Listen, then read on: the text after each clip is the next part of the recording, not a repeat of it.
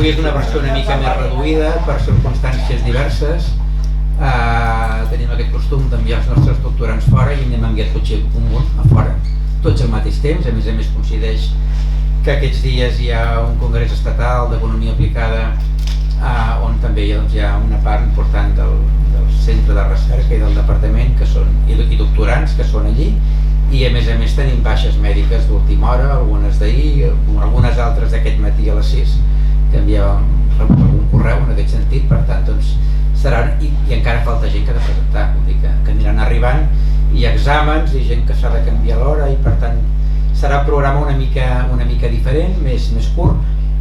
Tenim avui al final dues presentacions curtes i una presentació llarga. La primera presentació curta, la de l'Eric, després tenim la Cristina, que estarà al final, i al mig la Bàrbara, que farà la presentació llarga. Tenim, tancarà el Doctorials, com sempre, un sènior, en aquest cas el Paco Llerena, i tenim també, i això és novetat perquè és la primera vegada que convidem algú al Doctorials, sempre és una cosa molt interna. Tenim la Maria Ángel Lanuza de l'Escola de Doctorat, la directora, que ens explicarà allò que a vegades els nostres estudiants no coneixen, que són serveis a l'escola de doctorat, i farà una petita presentació en aquest sentit. Doncs, Maria Ángel. Molt bé. Doncs, bon dia i moltíssimes gràcies per haver-me convidat per primera vegada. Per nosaltres a l'escola és un plaer que ens convideu, perquè és d'alguna manera també que ens apropem al dia a dia i a la realitat de les coses que feu en el bé dels estudiants, que considerem els nostres estudiants a dins de l'escola de doctorat. I per tant, sempre que ens digueu de venir, venim encantats per poder compartir amb vosaltres al revés, que vosaltres compartiu amb nosaltres el que feu, i després, evidentment, explicar-vos també cosetes que fem des de l'escola que potser us poden ser d'utilitat. Hem dit que fèiem en català, però em sembla que serà millor si ho canviem a l'anglès. Tenim un estudiant... Potser s'ha d'apretar alguna cosa per aquí. No, aquí. Aquest no és... Aquí. Això me sentiu amb això? Sí? Sí? Perfecte. Again, thank you very much to inviting the doctoral school to participate in these ECO-SOS Doctorials. First of all, I would like to congratulate you to do this activity. I think it's important. It's a very good practice of teaching, of formation, and these activities, of course, repercute on the thesis on the formation of the students of the economy and business program that you are involved. I would like to thank coordination. Also extend my thanks to the coordinator of the PhD program at the academic committee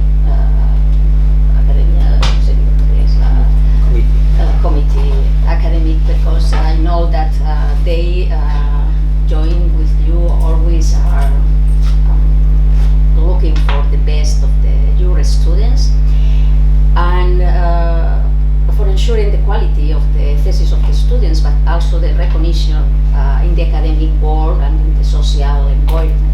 As you say, you have many of the students, they are not here today because they are around doing things.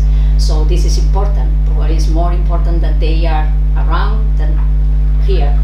Sorry for the people that are here, but it's true. The experience that people have when are going to the rest of the world to do several things is very important, this experience. This doctoral day contribute to your specific specialized training, and also contribute to improving the quality of the thesis that you will present in a more or less time. And let me to see, I would like, coming here, I would like to give you some information about the general doctoral studies at the University Rovira, Virgili, just to put in context the studies of economic and business program into the university. Our university is very clear about the importance of the doctoral studies, and the economy and business program is a fundamental part of our doctoral studies. We have 26 programs with a total of more than 1,300 students enrolled, of which more than 50 are in the economy and business programs, more than the proportional part that corresponds. No. Ah, bueno, this is the first. Okay. Yes. Sí, podemos poner. Yes. It's just a couple of slides just to make something more visual or something more. Not for the data. The data just say some data for you, just in making in context. We have a foreign student rate of 40% at the university, and it's much higher, around 70% in your program. This is also very important. Of the doctoral thesis defending, 50% have the international mention, and this is important because in your program, this percentage is even higher depending on the years. In particular, for example, the last year you have 100% of the total of the thesis defended were with this mention of international mention. There is also an increasing number of theses with an industrial mention, and every year, of course, at the university, a high number of articles, chapters and books are published, and of which a very high percentage have participated in doctoral studies, and you are part of them, a very important part of them. Doctoral studies, of course, are important for students, but of course also are important for the university, and I want to explain why. Because you make a relevant role because you are researchers. All the research work that you perform increase the specific position of the university, increase the impact of the business and social sector, and also increases the internationalization. For these reasons, we want to thank all the students, because and also we want you to feel part of the university, our university community, because you are, and you are in a very transcendental way.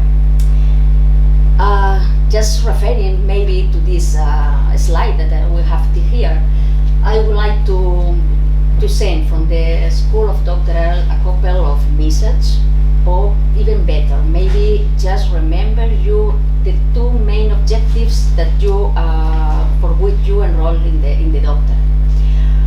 The main one, of course, do the best doctoral thesis.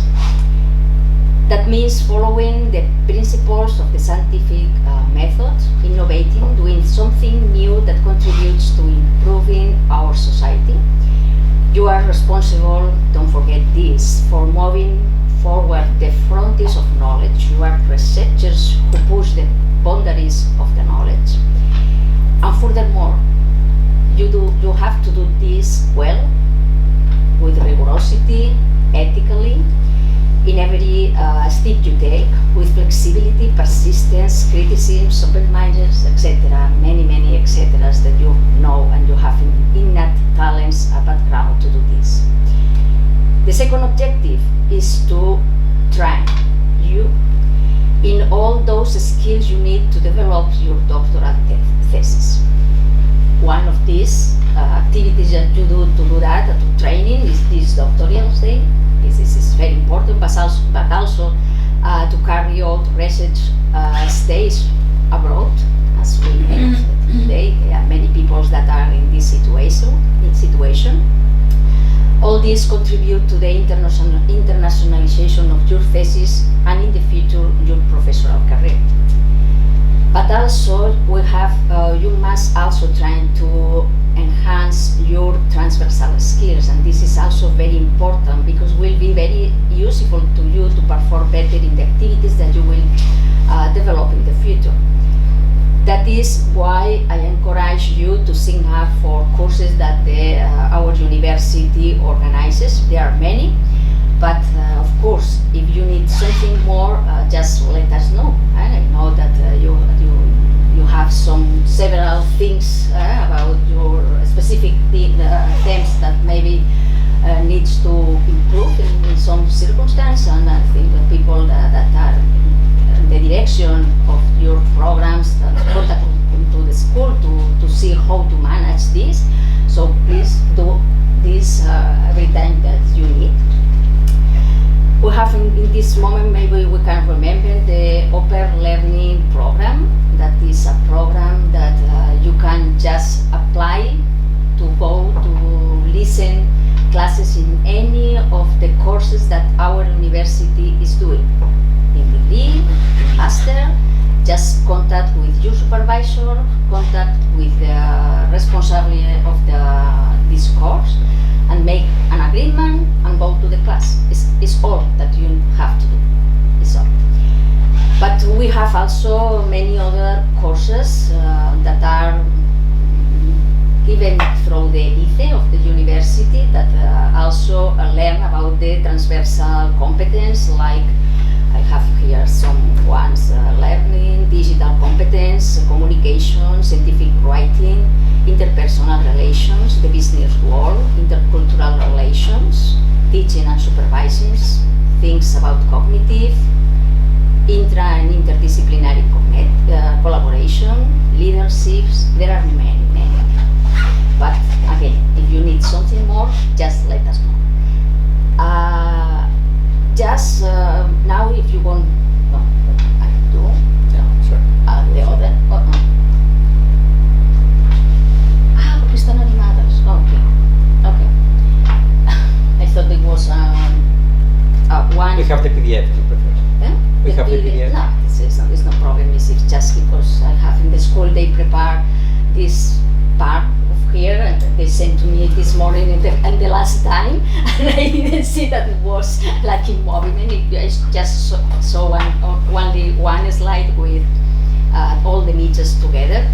Okay, the thing that I wanted the school, the whole school wanted to send to us is that we want to send a message that is we offer you what everything that you need. We offer us to help you, and what the message is: the doctoral school is the center of your academic environment. The doctoral school organize and manage the doctoral programs. All of them, I think, it's important to know that have the quality, very well recognized quality to perform these studies. And the doctoral schools works together with the academic committees of each programs. And the first service you may take into consideration in the university is your training in research. For your training in research is to contact with the academic commissions, and in this case also with you, that you make in parallel with them. So you may contact with the doctoral school for academic commission for any queries. Even if we can solve it, we will do.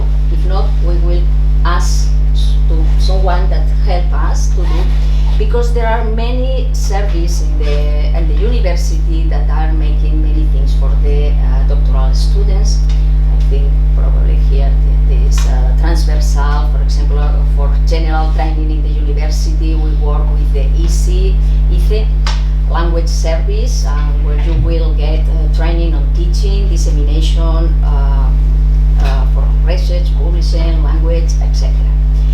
In order to support your research, for example, we have units dedicated to help you in the proposal of project and in giving you support in managing your contracts. For the everyday research, you will need also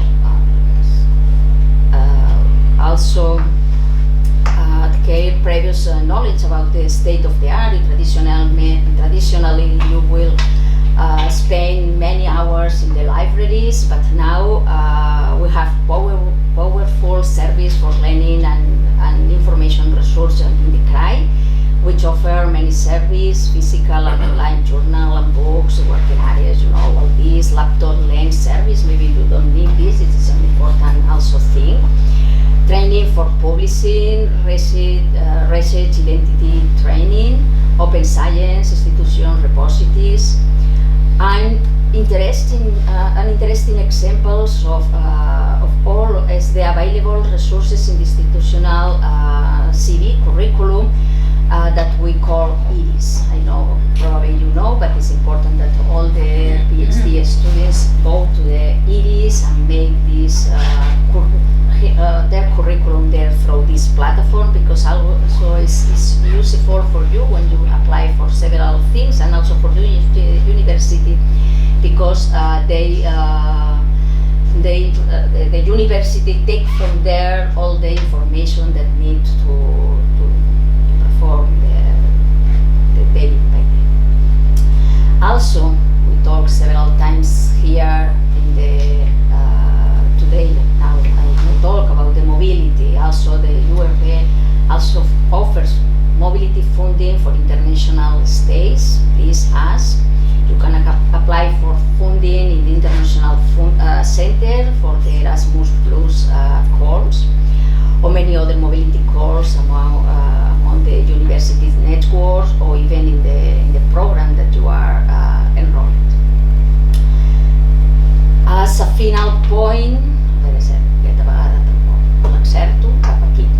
as a final input, also we want to mention other type of service of the university that now are providing, that they are not related with the research. I am referring to the well-being, the mental health, the living in a diversity community. All these, all of them are aspects you may face at some point of your career, and you must know that you are not alone, and you can apply for and contact with this unit in our university. Don't hesitate to make use of this service that the university provides, as the counseling of the quality unit, or any other that you have found in the service that the web have. Okay, and I think it's all just to try. I think they give me here several just slides to see things. And if you want to put in the recording also, it's nice. It's to see the different service that we have. And that's all. I just finishing to wish you a good and profitable doctoral day. Thank you very much again to invite us to be here, and everything you need, call to the door of the School of Doctoral. Thank you.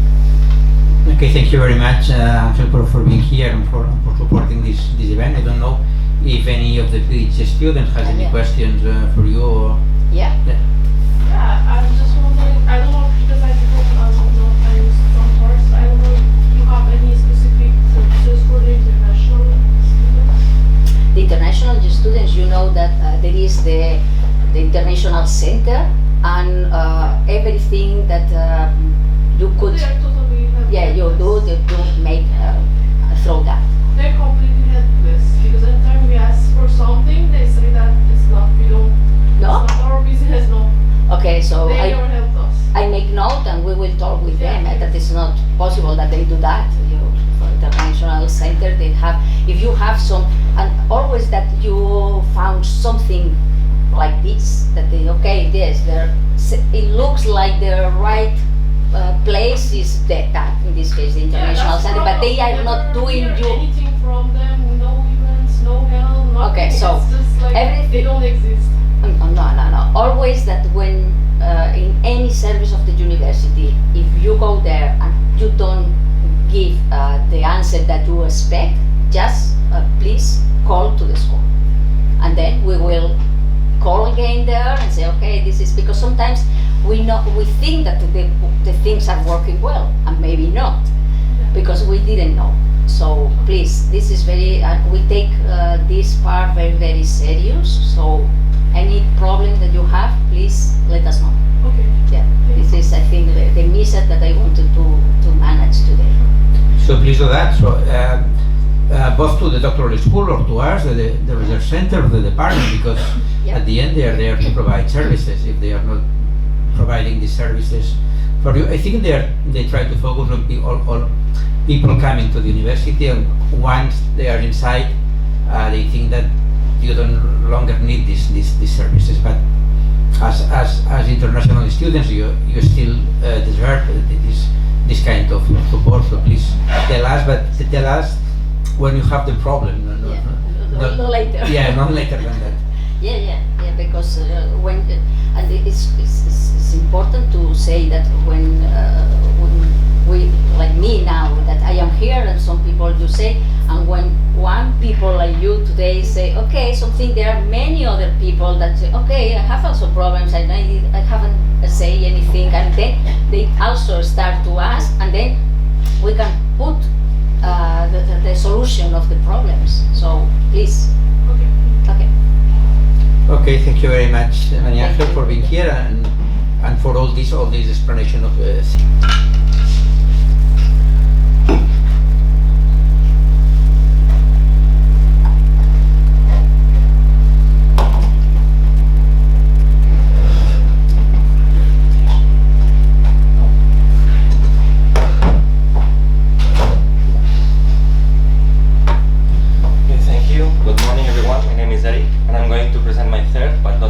paper in my doctoral thesis, which is entitled Multidimensional Structure of Social Well-being, Intercorrelations and Aggregation of Domains.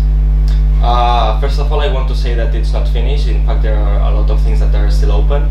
So any suggestion in the direction of improving this, it's completely appreciated. Well, first of all, why this topic is important? Well, we all know that GDP ignores relevant information for citizens, for the quality of life of population, although it has been like an indicator of well-being. Recently, there have been also like a shift in trying to look beyond other concepts that are beyond economic growth, and a lot of governments and non-governmental organizations develop new well-being policy frameworks. So we can say there's a growing interest on this topic by the society in recent years. I also want to do some remarks on the concept of social well-being. This is the definition that I use, and I want to highlight this multidimensional aspect of well-being. In fact, there exist different approaches to try to capture this concept and other related concepts, but I'm focusing on considering that social well-being encompasses different aspects of our lives from the individual perspective, but also taking into account that we are people, the individuals that live in societies. So the social indicators approach says that we have to try to see different social indicators and create a framework in order to try to capture all this multidimensionality of well-being, and not focusing only on one variable. Like, for example, I think that you know that is a happiness variable or satisfaction variable that is really used also in this field. And I also want to say that it's related with the outcomes approach. It means that I use outcomes variables of well-being and not inputs. For example, in the field of health, it would mean that I'm not focused on considering the public spending or the number of doctors in a city, in a region, in a country, whatever, but for example the expectancy of life or any outcomes results, for example data regarding some disease, okay? And of course this topic has an aim of guiding policy making in order to improve the quality of life of people. So this paper is focused on understanding that is a structure of social well-being, okay? Because I mean the first step is considering that are different dimensions. So the second step is just understanding how these dimensions interact between them and how they can either behave together and separately. So from the literary review and the point of view or conceptual frameworks, there are many proposals, but the most important ones, there are two. The first is that some proposals group domains, these group domains of well-being according to the area of influence. It would mean that all the domains are grouped, for example, in material components or personal, or for example, social or community. Another focus on the level of necessity. For example, the Social Progress Index is a really well-known index in this field, and group indicators of well-being between basic human needs, foundations of well-being, and finally, opportunity. Okay, and from data-driven perspectives, there are different interesting papers, but some of them, or great part of them, just focus on a concept that go away from this concept of social well-being. Some of them, for example, focus especially on a subjective perspective, for example, encompassing both the economic and academic aspects. And other papers just consider through factor analysis that one factor of well-being should be the economic one or even the political one, and it doesn't go to the same line that considering the outcomes approach. As I said, there are inputs and outcomes, and political, institutional, economic variables should be considered inputs. So it's misleading in order to really understand the structure of well-being just to consider economic or political factors, because then the insights in the real components of well-being are not really studied, right? So there are some limitations in the literature. These are the domains that I propose. The percentages come from my previous paper, in which I studied 25 international composite indices for social well-being, and then the percentage refer to the percentage of indices that cover, at least with one variable, these domains. So we can see a lot of differences. For example, physical health is covered by almost all the initiatives that take into account social well-being. Also, basic education and basic supplies are really common, but on the other hand, we have, for example, public space or emotional well-being, also time use and leisure that pay or receive less attention by creators of these social well-being frameworks that are mainly academics and non-governmental institutions. So my idea is to take into account all of these dimensions and try to understand how they behave, right? I have different research questions. The most important ones are the first, that is to understand this structure of well-being. So I want to identify which domains show a more positive or negative situation in the countries studied.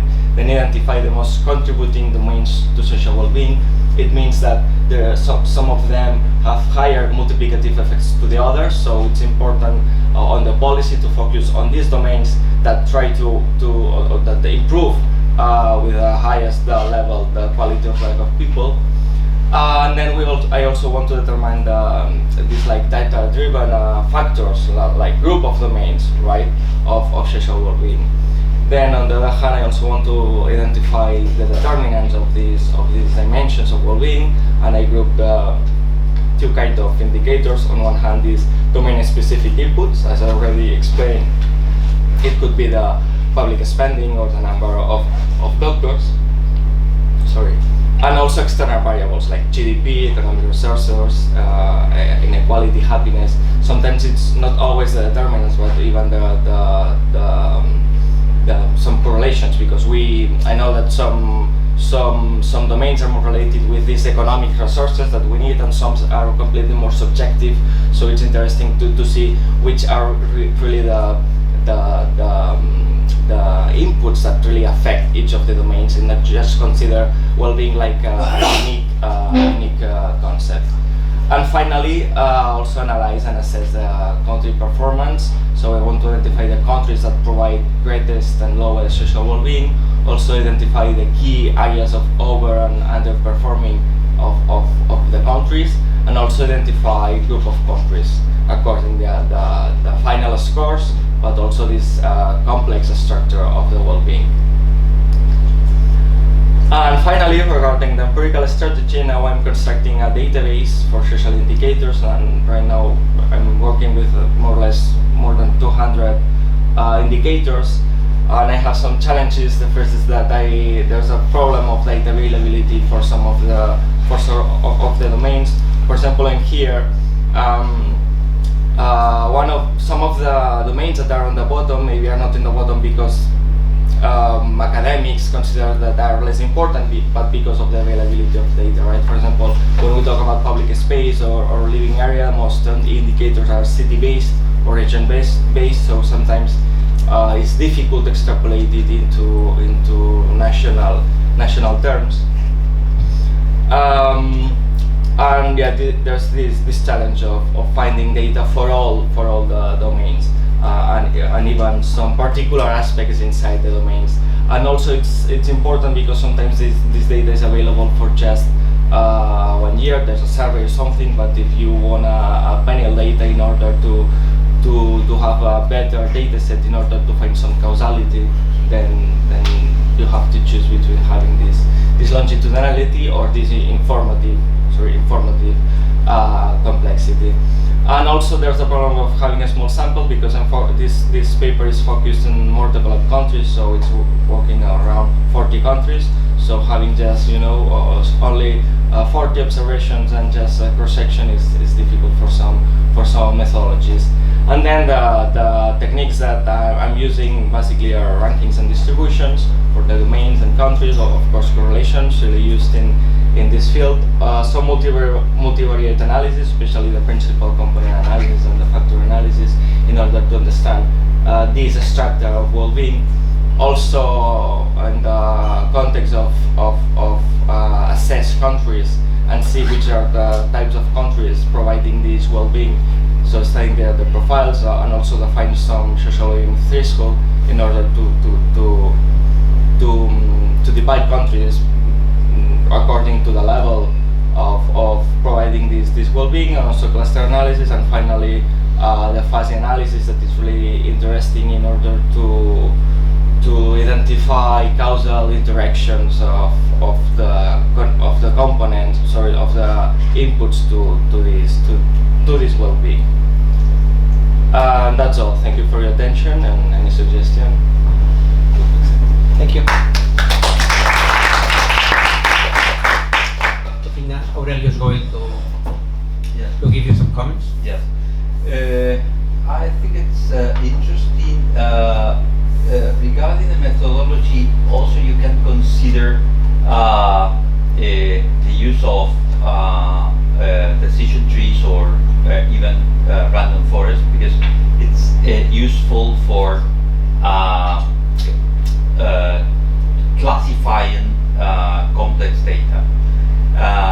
So it's interesting because in the end you want to do some idea of clusters or differences, and so with these trees you can do unsupervised clustering, so probably you can get some insight of what's important or what's the variable that in the first step classifies your data, and in the second step classifies your data, and so on.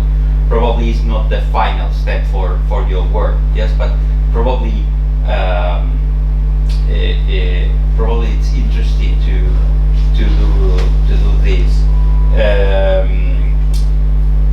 Of course, if you have only developed countries, probably it will be less rich in the sense that if you have more, say, homogeneous set of countries. But I think that's good. I think it's interesting if you try with these trees. Yes, it's quite easy to implement in R, for example. Yeah. Okay, thank you very much. I mean, yeah, the first objective is not the part of the countries, so it's what you're saying. So I'm going to look for this methodology. Thank you. That's all. Any other comments, questions? I have a couple of comments because it's about the measure of social being, and whether this is the same elsewhere. Because especially looking at the variables you had at the bottom in your table, because it seems that it's very difficult to get data about that in a homogeneous way for different geographical areas, different profiles of countries. So whether really you can measure in a similar, comparable way these issues about public space, time use, emotional well-being, living areas, and then in order to compare. There is my life satisfaction, for instance, so because at the end this is about expectations, and expectations are very different across, not only across countries, but also in the same countries across periods of time. So our satisfaction levels, or our expectations, I think that are not the same as the ones as our parents had some years ago, and even they are not the same compared to the ones that our sons have. So that's difficult. And then why to, because we have said that several times, why to work always at country level? So why not to consider, because at the end you are assuming that all these dimensions of social well-being have a country structure, so that there are some kind of fixed effects that are related to countries. I understand that for data collection, that's for sure, it's obvious, but whether let's say these social issues vary a lot inside countries. So you, considering countries as a whole, imply that considering that all these social well-being issues have no variation inside. So that could be okay for small countries, but not for big ones in which you have cultural, social, even religious differences that may imply a lot of heterogeneity that prevent you, or should prevent you to consider that at the end everything is the same inside the country. Okay, thank you. I will start with the last question, and it's that my final objective in the thesis, and it's the next paper, is to relate this well-being with some of these external variables, especially economic and institutional ones. So my aim is to identify which economic systems and which type of institutions really are the better providers for social well-being. So usually in terms of, the differences are across countries, but not much inside countries, although of course there could be economic and institutional differences inside.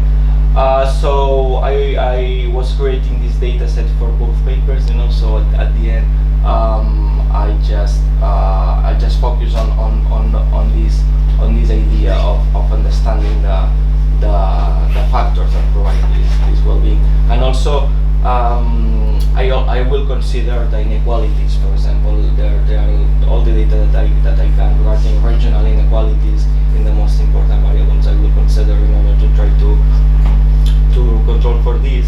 And also about, you said that some of the domains, of course there are differences, right? And it's difficult to compare.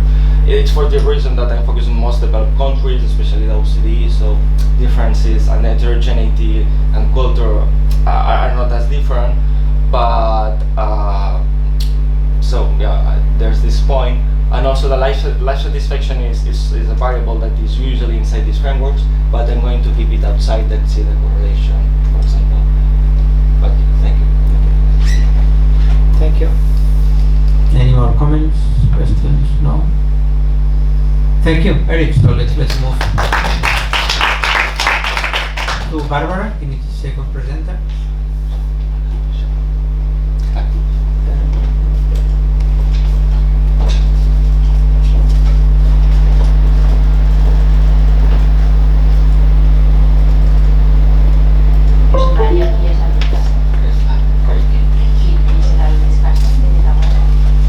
Hi ha hagut un problema i jo sé com discussen de la part. Tu? Sí, ho acabo de saber ara fa 5 minuts. Vale. Ja em puc imaginar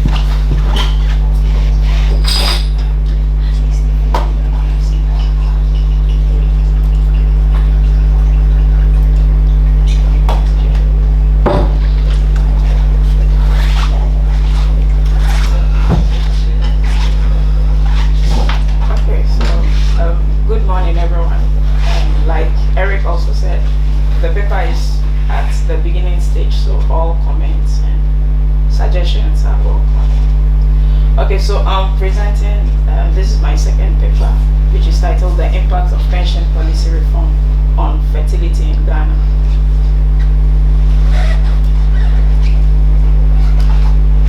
Okay, so the paper is motivated by the fact that across the globe there has been decline in fertility, and also Ghana has equally experienced its own fertility declines from about 7 children per woman to about, in the 1960s, to about 3.6 children per woman by 2020.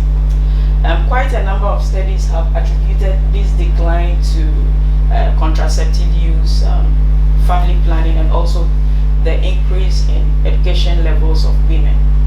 However, Ghana has experienced some pension reforms, and we think that introducing a pension reform would affect fertility in Ghana, given that usually people tend to depend on their children during old age for support. So the motivation for this study is that if there's a pension in the system, like in a country like Ghana, fertility is expected to decline because people no longer have to depend on their children for old age support.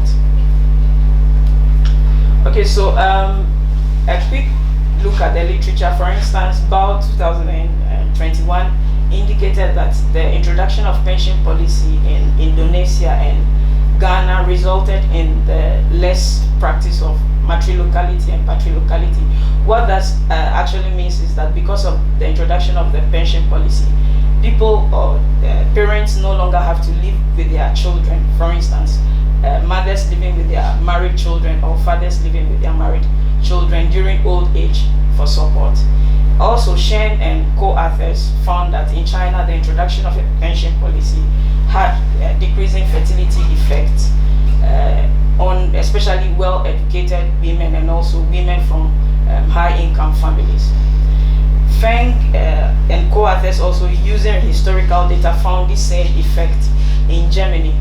But when we look at the literature, it's like most of the work that has been done is either at the macro level and also in developed context. So I think carrying out this research will also contribute to the existing literature by looking in the context of a developing country.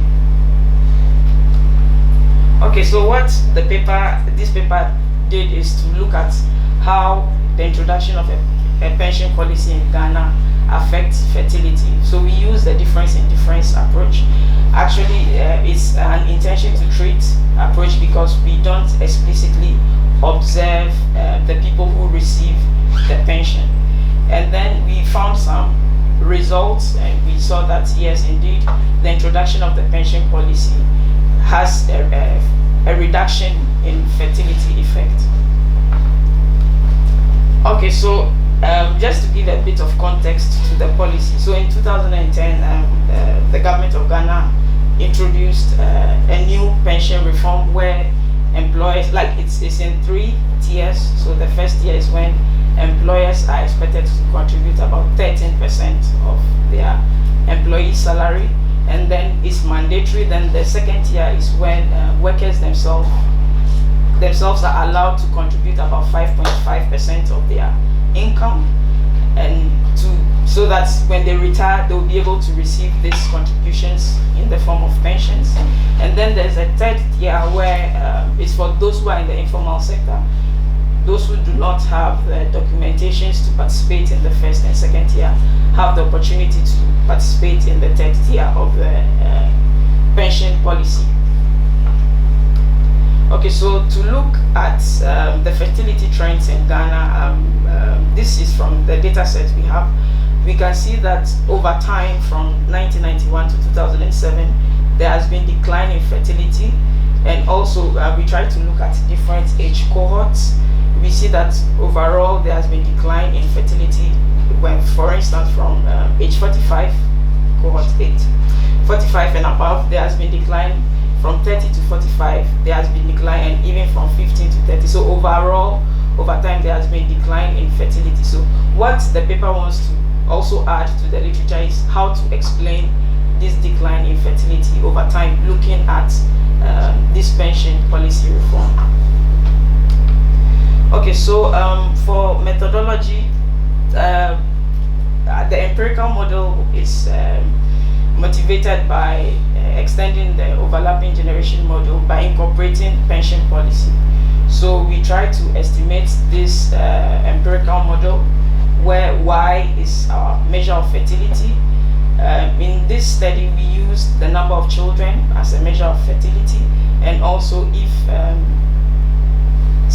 the person has been pregnant in the last 12 months when they were asked the survey question.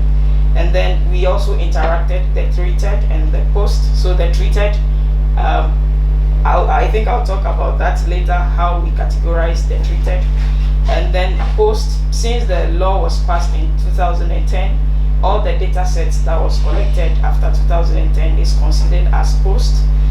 And for treated, in this study, we looked at women who are above the age 45 as the treated group. I'll explain briefly why we decided that. And then we also included some individual characteristics like age, employment status, among others. Then also we included a wage fixed effect and region fixed effect, and then the error term. Okay, so as I mentioned earlier, with the estimation strategy, we use difference in difference, like the intention to treat, and our treatment group is women above age 40. Since we do not observe those who actually receive the pension policy, we decided to focus on women who are above the age of 40, because at this level, these women already know the status of their children, whether I know that my child has this income level.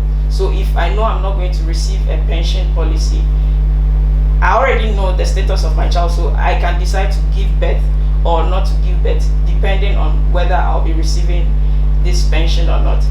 Actually, this has been a challenge, to categorize the treatment. So I'm open to suggestions and any comments when it comes to categorizing the treatment, since we do not explicitly observe in the data the people who receive the pension. Then the control group is we use women within the age of 15 to 30 because they are still young, so they have not fully decided on the number of children they want to have. Then we did a comparison between these two groups of women before and after 2010. We got our data from the Ghana Living Standard Survey, so we used the WAVES 4, which was done in 1999, the WAVES 5 2006, WAVES 6 2013, and then the WAVES 17, WAVES 7, which was collected in 2017. Okay, so this is just some descriptive statistics, and we can see that on average the total number of children for the full sample is about 3.7, but then when we look across the treated and control, we see that on average the treated has a higher number of children, 5.6, as compared to the control group. And also when we look at the measure, the second measure, which is have you been pregnant in the last 12 months, on average the treated group does not seem to give birth more after like after the survey. They seem not to be giving birth as compared to the control group. Basically, when we look at across the religion, they are not so different. Yeah. So these are actually the controls that we used for the estimation. Okay, so we did some we did some trials and errors. So I got some results. So the dependent variable here is the number of children, and then for the full sample, the first column, I just did a bivariate estimation, so the treated and the post together with the dependent variable, without no controls and fixed effects and regions effect, we still see that there's a negative effect of the pension policy. So, but this is not right. So we try to include some controls, as I showed in the descriptive statistics, and then we also included some regions fixed effect, fixed effect, and we still see that the effect, the negative effect of the pension policy persists. So on average, after the policy has been passed, women above the age of 45 tend to have less children as compared to before the policy. Then we try to look at different domains. We try to look at just working women. We still see that there's a negative effect of this pension policy on fertility. We also try to look at married in comparison to non-married people. We see that yes, the effect of the policy is much more pronounced for the unmarried people, and I think this can be explained by the fact that compared to the married people, they actually have support of their spouses. So in terms of finances, they are a bit stable. But then when you look at the non-married people, they are alone. So the policy would have much more effect on them as compared to their married counterparts. Okay, so we also try to recategorize the treatment. So instead of using women above age 45, we try to use a categorization of rural and urban to determine treatment and control. And this is inspired by the fact that when we look at this diagram, on average, it looks like the women working are mostly in the urban areas, and the women who are not working are mostly in the rural areas. So based on these ratios, we decided to categorize urban as treated, and then rural as not as the control. And also here we try to use the proxy if you have been pregnant in the last 12 months as the measure of fertility. And from the results, nothing was significant. So I think I have to, or we have to keep on digging to see if we can find something. So that's where we have gotten to with this paper. And to conclude, we have seen that this pension, the introduction of this pension policy has impact on fertility in Ghana. You know, it reduces fertility mostly among women above the age of 45 years. And also we see that this decreasing infertility persists along different domains, like for married women, non-married, and also for working women. So the results suggest that providing social safety nets, particularly old pension insurance, can help reduce population growth in the context of Ghana, and can be extended to other developing contexts. So the way forward, we plan to compute some maybe triple differences like interacting, treatment, post and ethnicity. So we are going to play with the data set to see what we can see, and also estimate some mechanisms. Okay, thank you. Thank you very much, Barbara. Any comments? No, so let's... Or you can... No, if you want to start. Okay. So, first, regarding the motivation, probably you can include that, probably in your paper included.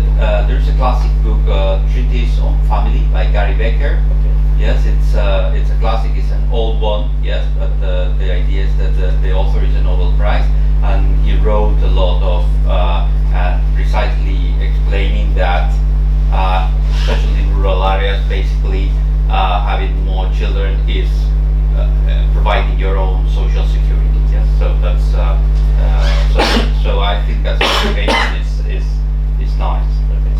And second, I don't know if database includes, but probably one explanatory variable is the own family history, is in the sense that if you the woman that belongs to a family that traditionally has a lot of children probably has more tendency to have more children rather than otherwise. Yes, probably it's included in your database.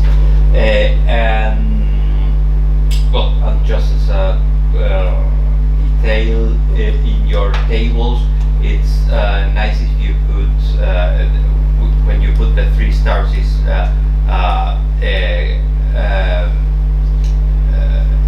it's the significance at 1% level, I assume, but you should write okay, yes, yes, okay. probably that. That's all. Okay, thank you very much, Aurelio. Let me give you some comments. Well, this is not my topic at all, but just the first one is about let's say the marketing of the paper. So you start providing some literature evidence about historical evidence of the effect of pension policies and pension reforms over fertility for different countries. And then you say, okay, it seems that there is some kind of logical effect, which is when you introduce this kind of reform, you have an effect on lowering fertility. So the expected result is to get this effect, and then which is the result that for which there is historical and empirical evidence. So then you're going to check that for Ghana, you get the same result more or less. So the idea is, what's the contribution in terms? So, which is the novelty? To get this kind of effect for a less developed country. So I will try to place that, not talking about Ghana as a country, but Ghana as a country inside a specific profile of countries. So if most of empirical evidence is about developed countries, so let's check whether this also applies for developing countries. Because in order to avoid, because some referees, okay, if it's a typical paper trying to check again the same very well-known issue, but for a different country. So in this sense, I don't care, or I think it's not relevant whether do you have this evidence before for Ghana or not, but whether you have this evidence or not for this profile of countries. So this is my first point. My second point is about the time span of the effects, because well, it seems logical. You introduce the pension, then you don't need your children. As in, this is the effect, the idea of the book suggested by Aurelio. As you no longer need your children, then you can reduce the number of children you have, because you are going to get a wage when you are retired, so you don't need them to support you. But this takes some time, from the moment in which the reform is implemented till the moment in which, because when you are taking the decision about whether continuing to have or not children, this means that you are fertile, it means that you are young, but you are not going to receive your pension at 45. So there is a time lag, which is the how many years do you need to observe in order to observe the effect. And also, when you implement this kind of reforms, especially in less developed countries, I think that's my opinion, but I have read something about that for some Latin American countries, especially for Chile. People don't trust government. So people don't trust, okay, I am paying, or my employee is paying, and then 20 years later I am going to receive a pension. So if you don't really trust them, perhaps your behavior is not going to change totally, because, well, what about if, okay, I stop having children, but then once I am retired, I get no pension. So they have no children, no pension, so they have a problem. Okay, so and then I am not sure, but you may discuss or think about which is the time lag. I think that you had 99 till 2017. 17, yeah. I don't know if that's enough or not, but in any case, think about whether look for literature trying to that graphs about that. So whether how many years do we need in order to observe the effect, or whether the effect is smaller at the beginning, but then once some people start to get retired and start to receive these funds, then okay, that's working. So I trust the government. So then perhaps there is the effect is not linear. So it's some kind of discontinuities. And then from the first table, this control and treated groups, for me, they look to be very different. So especially because if you are using age as something, as the variable to divide them, well, we are talking about fertility. This is something which is, let's say, biological. So whether fertility drops dramatically after a given age, just for biological reasons, so no matter any kind of social intervention of personal intervention. So that's another point that perhaps you could complete, and this is nice because I think that this idea of multidisciplinarity is growing a lot. So if you can complete obviously you're not a biologist, but if you can provide some evidence about whether fertility rates drop dramatically at a certain point, you may give some additional arguments, and then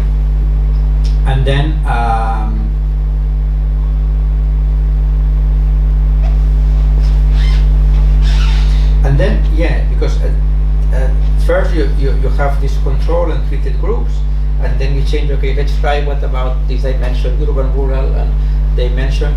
Working, not working. Results were clear about this. The profile is different, but you had no significant results. But I think that, well, I hadn't read the paper, but just looking at your presentation, your selection or your decision about control and treated groups should be explained. So which are the theoretical underpinnings about that? So why to distribute them in this way? What to divide them in this way? I am not saying that age is wrong and rural urban is fine. I'm saying that try to provide arguments about why it seems reasonable to divide them in this way. And I think that's all. But the point about discuss how many years are required in order for this kind of policies to have a real effect on fertility. This is an interesting because at the end these are long-term measures, so you cannot expect to implement this kind of reform and then to have a clear effect next year. So, and I'm not sure whether this kind of policies, when they start to be they are implemented for the first time, whether governments have the patience to keep them, because at the beginning they are saying nothing because they have no effect. And I think and then yeah, another point about social dimension behind fertility. I don't know whether Ghana is an homogeneous or heterogeneous country in terms of religion, in terms of ethnic composition, so different perceptions about fertility. So whether I don't know, different regions of the country traditionally have in a similar way that Aurelio suggested about family history. So what about country's history? So whether, let's say, fertility has been traditionally the same in our country, or you have different groups that for a religious, I don't know, issue, typical or standard number of children is not the same, and how they could let's say affect this decision. Okay, I don't know whether any other comments there. No. Okay. Thank you very much. Thank you very much, Barbara.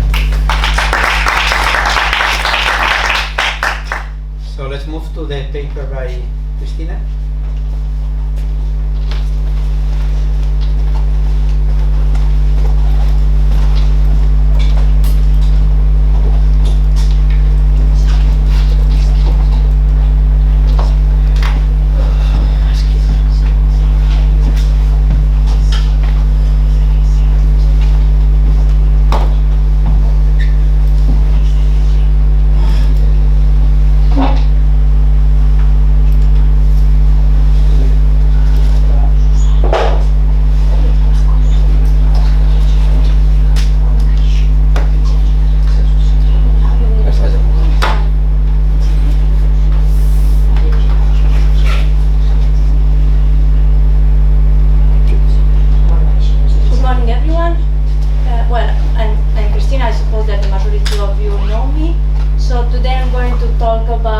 idea of my third chapter of my thesis, which is called the Gender Gap in Entrepreneurial Intentions, the Importance of Gender Role Model.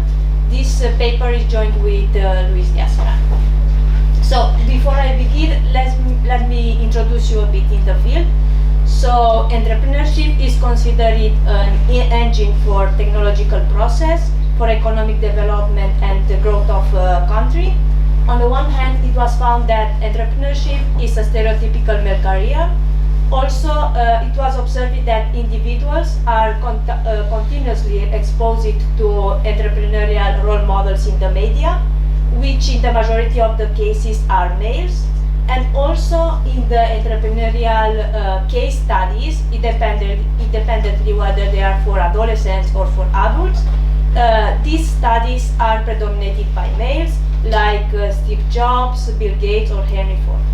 Having a look at the data, for instance, in the European Union in 2020, it was observed that self-employed individuals represented more than 13% of the total active employees, where the share of males is much higher than those of females. One interesting question is why some individuals undertake the decision to become entrepreneurs. There is another line of research which studied the determinants of entrepreneurial intentions. So in this field we find studies for adult samples. In the majority of the cases they use it university students, and also they use adult samples. We observed that there is scarce research with non-university students. In both cases, I mean in both samples, we observed that there are some patterns. So for instance, in the case of adolescents, it was observed that gender, social media, risk preference, or role models have an influence on entrepreneurial intentions. For instance, it was found that boys tend to have higher entrepreneurial intentions than girls, while in the case of adult samples, also it was observed that gender, personality traits of role models have an influence on entrepreneurial intentions. For instance, Bosma and co-authors, they used a sample of Dutch entrepreneurs, and basically what they observed was that more than 50% of the entrepreneurs had a role model before or after they created the venture. So since our focus in this paper is on gender role model, so we also had a look at this type of literature, and basically what we observed is that there are three types of role models, which are parental role model, peer role model, or the level of entrepreneurship activity in the region. For instance, in the case of the parental role model, we observed that there are some mixed results. So while some studies observed that entrepreneurial family background increase the probability of their offspring to become self-employed, others observed that having a father or a mother self-employed do not motivate the offspring to become self-employed. So the main goal in our paper is to see whether there is a gender gap in entrepreneurial intentions. Also, we want to observe whether the gender role model affect entrepreneurial intentions. And finally, we want to see whether the gender gap in entrepreneurial intentions is attributed to differences between boys and girls. So basically our data provides from online questionnaires from public secondary schools in Catalonia. The invitation to participate in the survey was sent to more than 600 secondary schools, and roughly 100 of them agreed to participate. This yields a total sample of more than 9,000 students, where 52% of them are girls and 48% of them are boys. This is a table with the descriptive statistics. We have just one outcome variable, which is the individual's entrepreneurial intentions. And what we observed in our sample is that more than 33% of the adolescents have entrepreneurial intentions. And this share is much higher in the case of boys than in the case of girls. Our key variables, our key explanatory variables are gender role model and family role model. In the case of the gender role model, this variable has 3 different categories, whether they have a female role model, male role model, or myself, they don't have a role model. And in this case, we observed that there's a tendency of boys toward same-sex role model. Also, we have a variable for family role model, whether the father is business owner or whether the mother is business owner. And at least in our sample, we observed that more fathers are business owners than mothers. Sorry, could you explain what gender role model means? Gender role model, whether you have a female role model, a male role model, or you don't have a role model. I mean, myself. We ask students whether they will like the life of someone, and they just answer maybe Bill Gates or Steve Jobs. Based on that, we constructed a variable with gender. So, and that question was just based on, do you have a role model for, as an entrepreneur? No, Or in general, it's not. So, who is someone that you admire or something that you would like to be like, whether it's a female or a male? Right. Yeah, okay.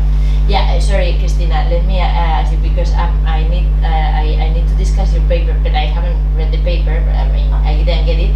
I mean, this is my opportunity to understand it. So, if I can ask you to please slow down because you go very fast. Okay, because I have 10 minutes for this. No, but don't worry because I think that we missed one of the speakers. So just take it easy and let us give me time because I'm not that fast. Okay. Because I at the beginning when they asked me whether I want to present something, so the idea was to present just 10 minutes, something, the idea of the paper, not. You're gonna give it 20.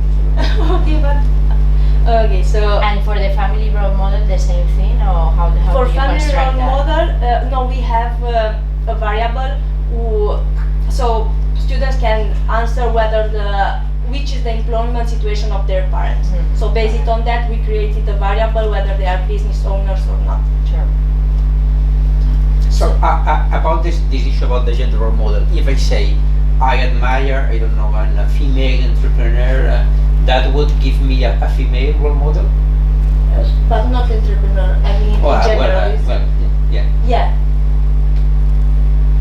But basically what we observed is that in the case of males, 30% of boys have a male role model, but in the case of girls, only 8% have a male role model.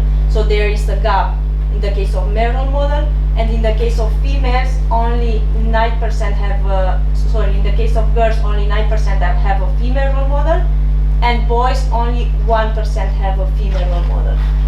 But that could be explained depending on whether you have enough people in order to admire them. So if, for instance, I don't know, after just a very, I have nonsense comments. After the female Barca team is very popular, now perhaps a lot of people have them as a female. But not before. Mm-hmm. But not because you don't have this intention, but just because before they were not playing football. So at the end, whether, let's say, current social conditions may influence your perception. But I think that's kind of their point, right? That you have role models to the extent that you have some reference. Yeah. Right. But this was maybe it's changing because many educational or interventions are done in order to see females more visible. Also in STEM or not STEM, but there are different effects. I mean, maybe they can't affect negatively boys, and no effects or positive effects for girls. So, Christina, sorry, and myself. but they don't have a role model. I mean, okay. they didn't. Any other? I mean, yeah. So, regarding the empirical models, so on the one hand we are using regression, OLS regression, and in order to quantify the gender gap in entrepreneurial intentions, we are using Oaxaca breeder decomposition. So these are our preliminary results. In this table, we studied the impact of gender role model on entrepreneurial intentions, In the first column of this paper, in this table, we estimated only for girls without considering the further controls, while in the subsequent estimations we consider it all the other controls. What we can observe is that without controlling for further variables, we observe that girls have lower entrepreneurial intentions, but once we control for all the variables that we are using in this model, it seems that there's no gender effect, so these are not statistically significant. Our key variables, as I explained before, are gender role model and parental role model, and as we expected, those who have a male role model tend to have higher entrepreneurial intentions, and when we estimate separately for boys and girls, we do not find an effect for boys, but we find a positive and statistically significant effect in the case of girls. Regarding parental role model, we observe generally that those who have a mother or a father self-employed tend to have higher entrepreneurial intentions. For instance, whether the mother is self-employed, we observe that girls tend to have higher entrepreneurial intentions, but we do not find an effect for boys. In the case that the father is self-employed but the mother is not self-employed, we find an effect for boys and girls, and the coefficient is much higher in the case of boys, while in the case that both fathers are self-employed, we find again a positive and statistically significant effect on entrepreneurial intentions, and we observe heterogeneous effect among gender. And sorry, can you go back? Yeah. Can you tell us a little bit more about these controls that you have? So, labor market aspirations, what do you have there? Because that's sector aspirations. Whether what they sector will, you want to work on? Yeah, industry, tourism. So we are controlling for this. Okay. And what do you have for entrepreneurial attributes? For entrepreneurial attributes, we have in this case whether they want to be competitive, autonomy, because these variables are related with entrepreneurship, and yes, that's all.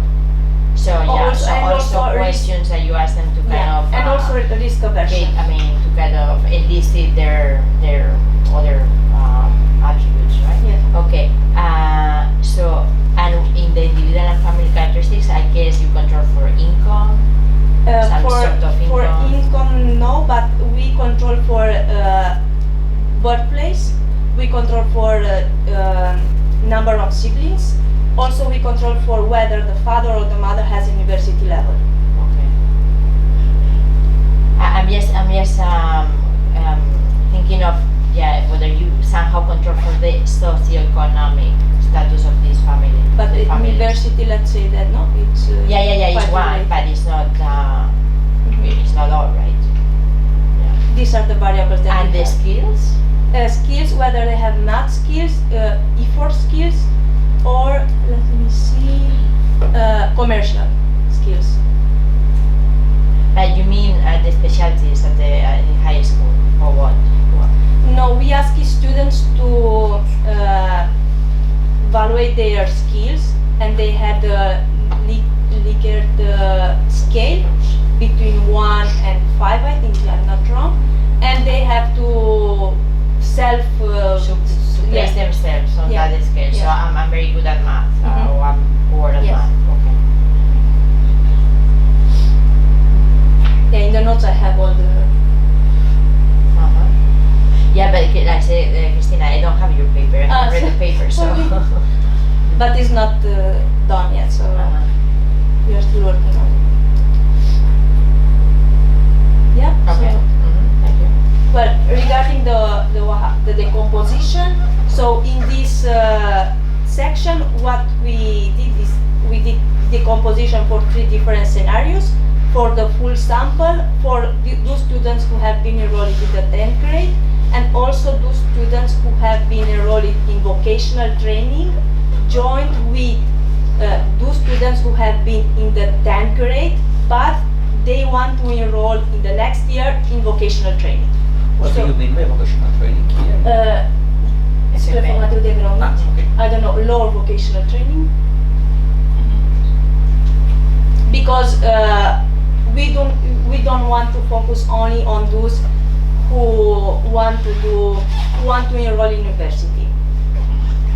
So basically what we observe is that the gap in entrepreneurial intentions in all the senior studies studied are more or less fully explained by differences in characteristics between boys and girls. Also we have the detailed decomposition, and what we observe is that the male role model is the coefficient which mostly explains the gap. So it explains, depending on the scenario, between 38 and 60%. So in other words, if boys and girls will have a male role model at a similar level, the gap will be reduced in these percentages. I mean, between 30 and 60%. So yeah, I'm sorry, but I don't really understand the decomposition. So I understand that the Oaxaca decomposition looks at differences in some outcome, in this case, intention to be an entrepreneur, and then you try to decompose that in differences in characteristics. So how? But can you tell us how here on this table we understand that mostly because of the splaying? Yes. So this method consists on estimating separate regressions for boys and girls. So this will provide us the average for the average mean of boys we have there, and the average mean of girls. So it means that, for example, in the full sample, so 36% of boys expect to be self-employed, and 30% of girls expect to be self-employed. And then also this method provides us the gender gap, which is 6%. It's just the difference, yeah. So this is the difference. And also this method provides us the explaining component and the unexplained component. The explained component is the part which is attributed to differences in characteristics, skills, endowments between boys and girls. And the unexplained component is the part which is, let's say, attributed to discriminations or to unobserved variables. So things that you don't account for in the regressions, yes. Right? Yeah. So we observe that the explained component is statistically significant, and it explains more than 100%. So I mean, all the variables that we are considering in the decomposition are explaining the gap. And also, this method allows us to do the detailed decomposition. I mean, to observe or to quantify which variable mostly contribute to the gap. So, in this context, we find that male role model is the variable which mostly explains the gap. I mean, also, whether the mother is self-employed also explains the gap, but in 10%. Is now clear? Yes, it's a little bit weird, but just need some. And in the case of myself, how would you interpret that? So that does not, I mean, those who don't have a role model.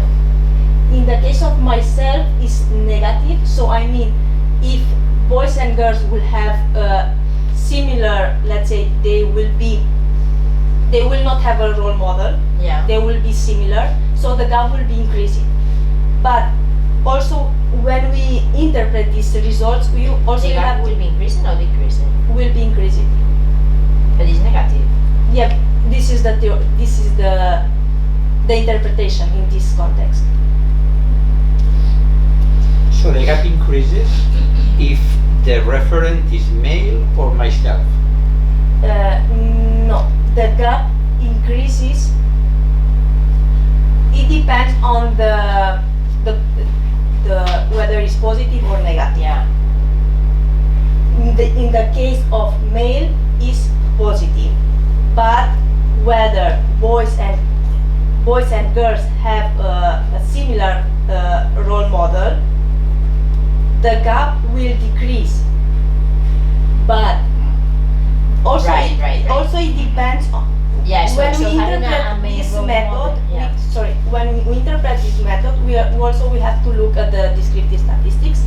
So in the case of males, we observe that more boys have a male role model than girls. So what Oaxaca explains us is that whether girls will have a similar level of male role model, the gap will decrease. Yeah. So it means that there is a lack of male role model in the case of girls. In the case of myself, there is the opposite side. So more girls don't have a male role model than boys. So whether the boys will not have a role model, they will be themselves. So the gap will increase. So then you become an entrepreneur, especially if you admire a male. Yes. But this is all like trying to explain the gap in entrepreneurship intention. So let me tell me if my interpretation is right. So what this is telling us is that an important reason why there is this gender gap in entrepreneurship intention is because of role models. Yeah. And in particular, if you have a male role model, which probably is, that happens more in the case of the boys, that makes it more prone to want to be an entrepreneur. Whereas in the case of girls, they don't have so much these male role models, and therefore they want to be less entrepreneurs. Yeah. If they don't have a role model, that doesn't create really much of a gap, right? Yeah. But then the policy implications is that if you want to foster entrepreneurship, you have to make females to admire men. Yes. That could be a direct interpretation, which is Yes. very, let's say, difficult to. But I Yeah. think that this is because, as you said at the beginning, when we think of entrepreneurs, successful entrepreneurs, we have male examples in mind. I think that the point is to also get like female role models that you can. Yeah, but the policy expectations are counterintuitive because at the end you have to promote male reference. But Yeah. no, but I think it's because of what you said before, Jose Maria, just because they are the only role models. But yeah, But that's a this good, is what explains. yeah, but this is a good question, a good point. I think that does it really matter that there are male role models, or just to have a role model? I think this is that might be more the point. whether matter. Do you have for example, for the entrepreneurship, do you have a role model as an entrepreneur? No, we don't have a variable. Yeah, but No. but maybe if you had as that, rather than do you have a male role model as entrepreneur, you will get the same results. I think, no? Yes, because regarding the previous result, in the previous slide, what I see there is that there's a gender gap, because boys are influenced by fathers, but not by the mother, yes, and the girls are influenced by both. So I think that seems contradictory with the following result, because if you say that having a male model reduces the gender gap, yes, but on the other side, boys and girls are influenced by the father, probably what reduces the gap is the mother. I don't know. It's difficult just to. Yeah, but it's what we found is that if you have a mother self-employed, this will reduce the gap by 10%. Is what we get in the decomposition. So Okay. Yeah, so that's also basically what we find in this paper is that the gender role model have a positive effect on entrepreneurial intentions. Also, we observe that the gender gap in entrepreneurial intentions are attributed mostly fully to the differences in characteristics between boys and girls. And finally, what we observe is that the male role model is the covariant which mostly explains the gap. Also, we have some limitations in this paper. This is not a longitudinal study, and ideally will be to use a propensity score matching where we compare individuals with similar characteristics. But due to some, let's say, requirements of this method, it has been impossible to use in this study. And regarding policy implications, we consider that our findings suggest that the policymakers should integrate role models in entrepreneurial education programs, and also we consider that they should design entrepreneurship programs for non-university students. Well, thank you. So if you have any questions, suggestions, they are more than welcome.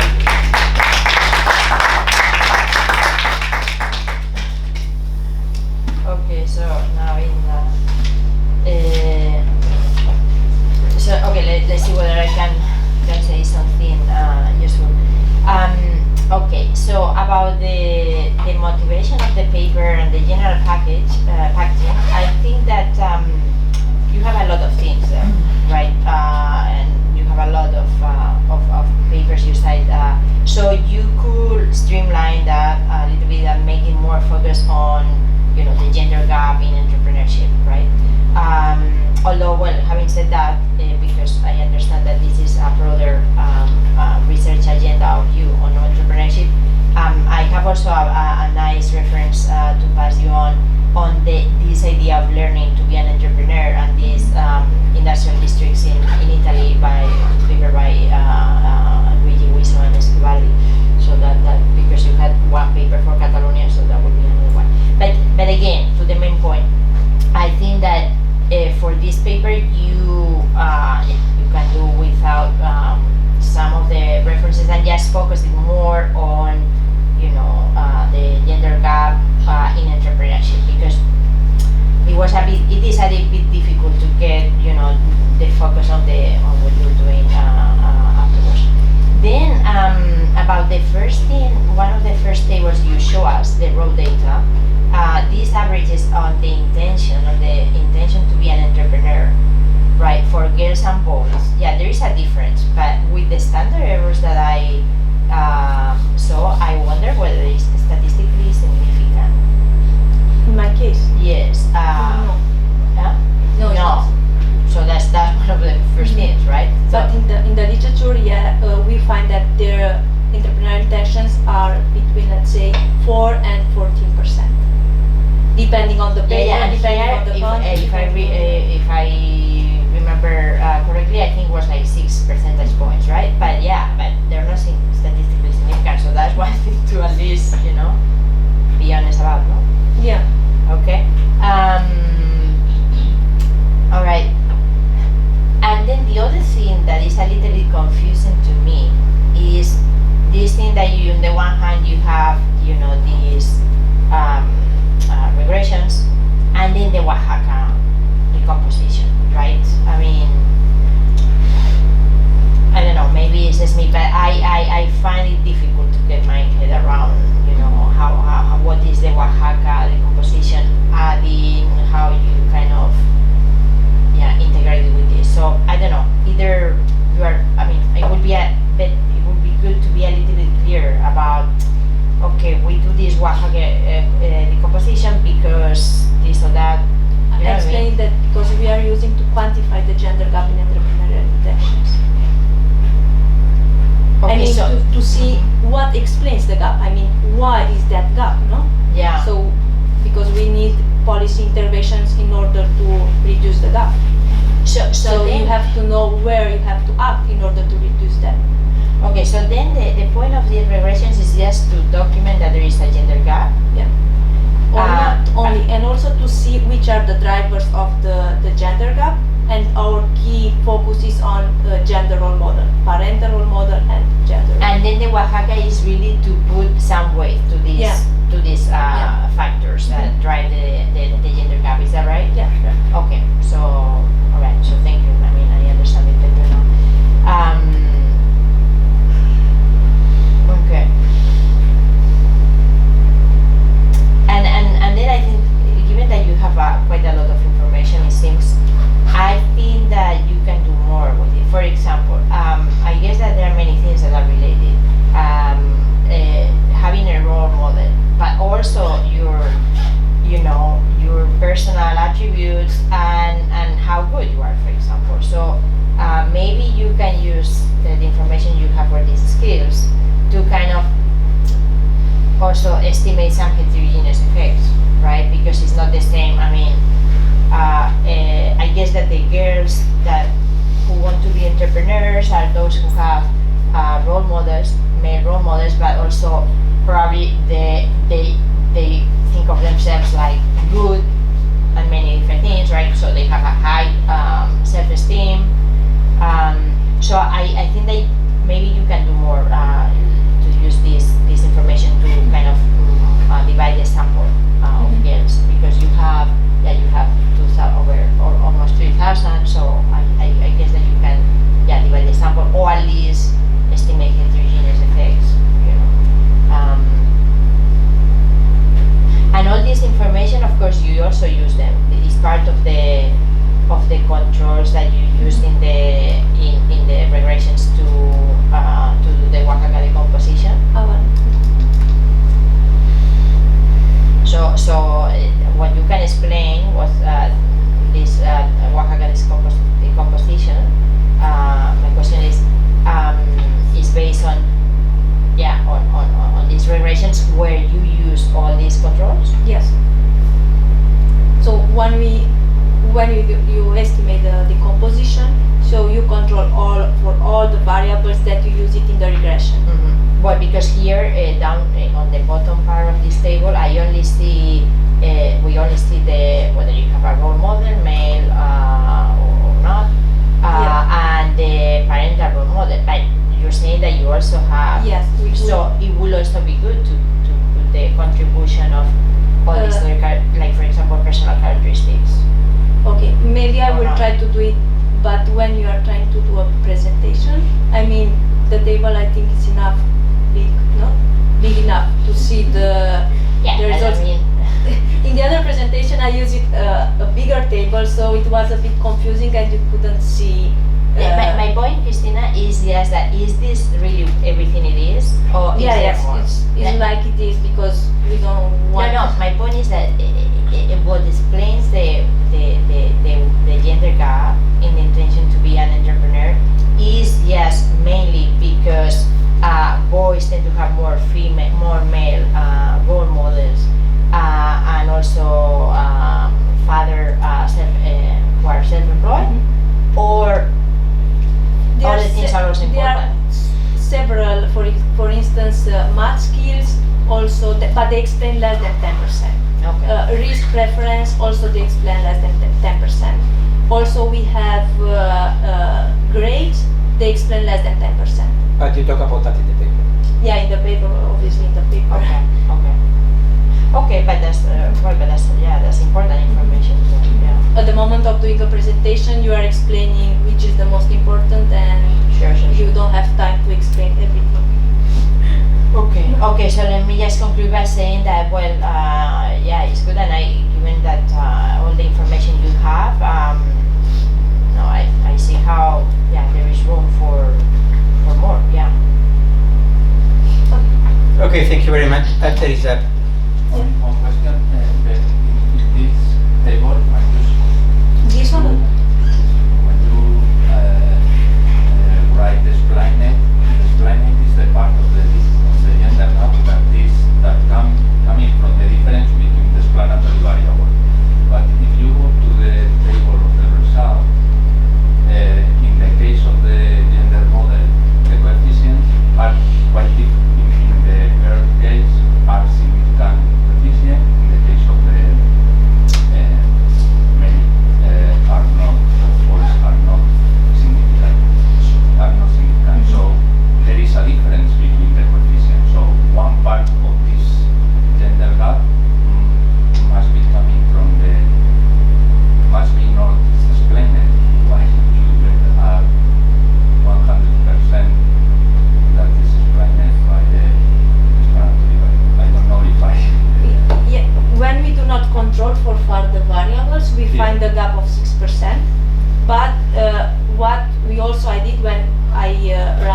estimations. So I introduced groups of variables. So firstly, I control it for gender role model, and this gap has been reduced from 6% until 4%.